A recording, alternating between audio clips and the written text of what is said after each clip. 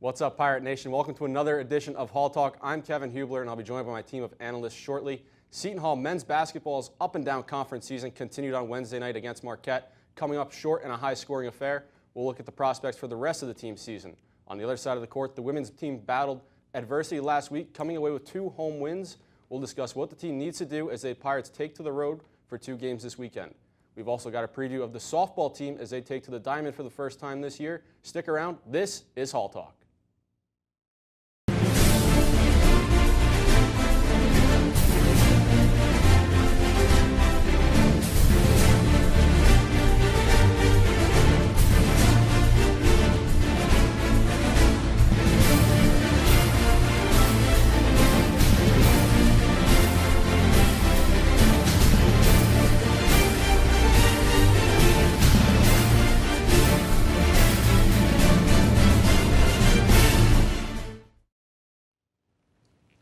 Welcome back to this episode of Hall Talk. I'm joined now by my panelists, Matt Ambrose and Chris Famularo. We have a jam-packed show, so we'll jump right into it, guys. Seton Hall took on Marquette on Wednesday night at the Prudential Center. They lost 88-85, a little bit closer than probably would have been if Miles Powell doesn't hit a half-court shot to finish things off. But the team, your initial takeaways from this team, I mean, shots weren't falling all night despite the high scoring. Absolutely. I think there's a lot of things that you can look at for this team that was a real issue, but we all saw it. Free throw shooting was the standout issue from last night. Only 60% from the charity stripe. So I think that's our biggest issue. I know a lot of fans had a lot to say about it. A lot of students had a lot to say about it. So coming up into the stretch, I think there's a lot this team has to do, but that's got to be number one on their list. Yeah, and I mean the positive was the only 4 turnovers last night. A big improvement there. But you mentioned 13 missed free throws last night. Out-rebounded by 10. That just shouldn't happen when you have Angel Delgado down there. And you let Marquette shoot 63% from downtown. That simply just cannot happen. Marquette lives and dies by the 3. Marcus Howard just crushed the Pirates last night. He was really the difference maker. Look, I mean, you could knock the three-point shooting defense all you want. There were some shots that Andrew Rousey and Marcus Howard were hitting that, you couldn't, there's no way you could defend them. I mean, there was a time Angel Delgado and I think it was Kenyon Carrington double-teamed Howard, you still hit the shot. I mean, you just can't stop that. No. Look, you have 5 players in double-figure scoring. That, to me, would be a positive for Seton Hall. But the defense just couldn't get it done like you guys mentioned. How does the defense improve against these teams that can shoot the deep ball? I mean, there's multiple teams in the conference heading towards the conference tournament. You just need to have commitment on the perimeter, and the Pirates last night didn't have that at all. We always talk about Ishmael Sanogo, the defensive anchor down low. What about anybody out on the perimeter? I mean, look at the last couple of years. You had Derek Gordon a couple of years ago, defensive anchor on the outside. Madison Jones last year. Right now, you don't really have that. With Miles Powell, he focuses on the offensive side. Same goes for Rodriguez and Carrington. Who's going to really step up and be the defensive force out on the perimeter? Because the Pirates need it. I think something we saw last night that I'm sure we're going to talk about later, but we saw a step up from Jordan Walker. He actually had some playing time in this game, which if you look back, I think it was about 4 weeks ago, he was saying he's going to leave the team the second time around. So he ended up having a steal. He had some exciting plays. I think he's a younger guy, along with Miles Cale, who also came in. They were the only 2 players to get some bench points, ended up being 9, which is another problem for the Seton Hall team. But it's exciting to see young guys coming in and making plays. I think you have Ish, who is a phenomenal defender. He's he is the best defender on this team. But again, you brought up Miles Powell. He's a phenomenal offensive threat. He's great outside the arc, but he needs to focus on his defense to become a rounded out player that is eventually going to be the leader of this team. And you brought up Jordan Walker, and he really played that defense that Powell didn't play. I mean, that's why you saw, I think, defense for offense, Walker went in at the end of the game in place of Powell. You could make the argument you're taking the best player on the team, best shooter on the team off the floor when you put in Jordan Walker, but he made some stellar defensive plays, one especially the steal on Andrew Rousey at mid-court on a full-court press, but he just couldn't get the layup to go. I mean, again, that's another thing you could say. You're in D1 college basketball, you should be following through with that layup, but it's exciting to see. I think it's exciting to see Jordan Walker making plays. It's exciting to see Miles Cale scoring points.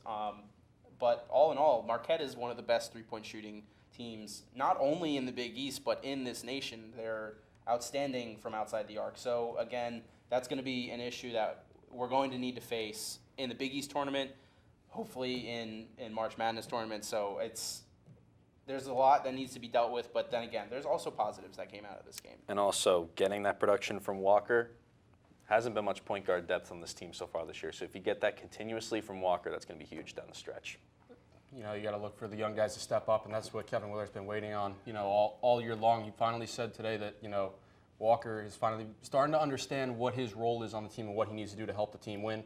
Let's move now to free throw shooting. I mean, Chris, you brought up 60% last night from the line. Matt, you brought up the 13 missed free throws in a three-point game. 13 missed free throws. Can it get much worse than that? No, not really. I mean, it's been a problem as long as this core four of seniors has been here, and it's really gotten to a point where it's just become an expectation. This team, you assume they're just not going to hit their free throws, so they're going to find other ways to win. And last night, it came back to bite them. But were you surprised by the guys that weren't shooting the ball well from the free throw line, be it Desi Rodriguez, be it Kadeem Carrington, even Miles Powell missing free throws last night? Yeah, it's a sad thing to see when your top scorers, all three of your top scorers, are not making free throws. Right. That's a blow to morale. That's just a statistical blow, as we're talking about right now. I think that is something that obviously needs to change. Desi Rodriguez and Kadeem have been doing this now for 4 years. I think, again, it might have been just a one-game thing. They're typically very well done. So, I don't know. I don't know if it can get any worse. I'm going to say no, but I don't think it'll happen again. Quickly, fact or fiction, higher than a 7 seed this team finishing up. Obviously, bracketology coming out on Mondays and Thursdays, but in the latest, they're a 7 seed taking on in a rematch with Arkansas. Did they finish higher than that? I'm gonna say fiction. I think they're gonna stay right where they are. I don't see how. Again, right now they're 5th or 6th in the Big East, so they have tough games to come.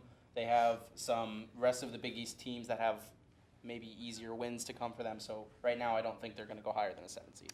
I say fact. I think there's just a bump in the road. This team will recover, but higher than a 5 seed in the tournament, I don't see that. I agree with Matt. I think it's going to be probably a 6 seed for Seton Hall when it comes time for the tournament. Now let's shift gears and let's look on the other side of the court. Women's basketball, you know, a tough stretch last week. They battled some adversity, down to Butler double digits at one point, and they were all without Inya Butina. You know, they're leading their point guard, the leader on the floor for them now. But they were without Inya Butina. They were down by double digits, and they were still able to find a way to win. They were able to battle the adversity. What do you guys make of that as they head into this weekend where they have to go on the road now? I think you're starting to see some other players who have been taking the back seat in this season stepping up. Shadeen Samuels had her second career double-double, I believe, with 22 points and 11 rebounds. So I think that's exciting to see. Jaquan Jackson also followed up with her usual routine, getting double-digit points. So you got to continue that, and you can see other players like Kayla Hilaire come in and add another force to this team. So I think it's other players stepping up and proving their worth on this team, and I think that's an exciting thing to see for this team. I got to give it to the coaching staff, Coach Bozzella, Coach DeFalco, all of them, for really just bringing out the best in these players. I mean, after the stunning loss for Denasia Fountain leaving the program, after that they've played very, very well in the absence of Fountain, which I don't think really any of us expected to have happen. But these coaches have really brought out the best in these players. They know which buttons to press for this team, and they've performed so far in the last couple of games. And they're in a good position right now, heading down the final month of the season before Big East. Certainly a key to that would be coaching, is knowing their players so well and being able to coach them up and be able to coach them to where they need to be. But let's look to this weekend now. They have 2 games on the road. They head to Georgetown first on Friday at 2 o'clock, and then it'll be Sunday afternoon. They go to Villanova in Philadelphia. Villanova once ranked at one point during the season. Where do you guys see this team finishing up this weekend, and what do they come away with? I think they're going to get the sweep this weekend. I think they're going to go 2 for 2 with some big wins. I think Sunday is going to be the much bigger game for this women's team, but they're hot right now. They have 7 of 10, so I think they're going to come out, and they're going to come out firing. I see the win against Georgetown on Friday, but Villanova, a team higher up in the standings, beat the Pirates in Walsh about a month ago. I see the Pirates going 1-1. I see the Pirates going 2-2 for the sole reason that this team has won 7 of the last 10 and really should have been 8 of the last 10. They should have beaten Villanova in Walsh, and I think that they will get that on this trip. But let's turn our attention now. Team's getting their first action of the season this week And that's softball. They start action on Friday this week. Picked to finish 6th in the conference. Last year they finished 7th. What do you guys make of the preseason ranking? I mean, when I look back to this team from last year, they hit the ball at the ballpark. They were tops in the Big East in home runs, 2nd in total bases. They just had a hard time in the circle. ERA of 4.02 as a team.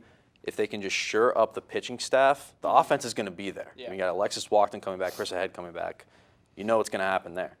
If the pitching can right the ship, they could exceed those expectations. I absolutely believe. Absolutely. I think they're going to be higher than 6th or 7th. I see this team with their offensive stats that you said from last season, 284 batting average, and then they also had they were 4th for batting average in the Big East. So again, this is a very talented conference, regardless of the sport. So I think if they can then accelerate more upon that, and again, like Matt brought up, they had some trouble pitching, 305 batting average against them. So if they can shore that up and get a little bit better at what they're doing in the circle, I'm sure they're going to continue doing well at the plate. So I think this team, I'm going to put them at 5th for right now, but I'm sure they will succeed. I don't really see how this team could have a lot of struggles, but then again, there's a lot of tough opponents in this conference. In an 8-team conference, we'll certainly see where they finish up, but does it help to have the juniors, 10 seniors and juniors combined on this team? Absolutely, and it just allows for more development from those younger players that are coming in. And having, like I already mentioned, Alexis Walkden coming, you got Destiny Peck as well behind the plate. Even in the middle of the infield, you got Sarah Foster, Reagan Reddick back at second base and shortstop respectively, so that double play tandem is still there. You have veterans on this team. Develop the younger players, keep the success in this program going. I could see it happen. I would 100% agree. I think that valued experience from these teams, that chemistry that these players have, I'm sure they've been building upon that in the offseason. So I think they're going to continue to grow upon that, and I think it'll be a huge factor for this team. Certainly, I think that the experience will help Coach Paige Smith in this season coming up, the 2018 softball season. That's going to be all the time we have here on this episode of Hall Talk. We'll have to wait and see what happens with the men's team as they are now turning the page and heading towards the end of conference season. But for Chris Famularo, Matt Ambrose, I'm Kevin Huebler. Thanks for watching.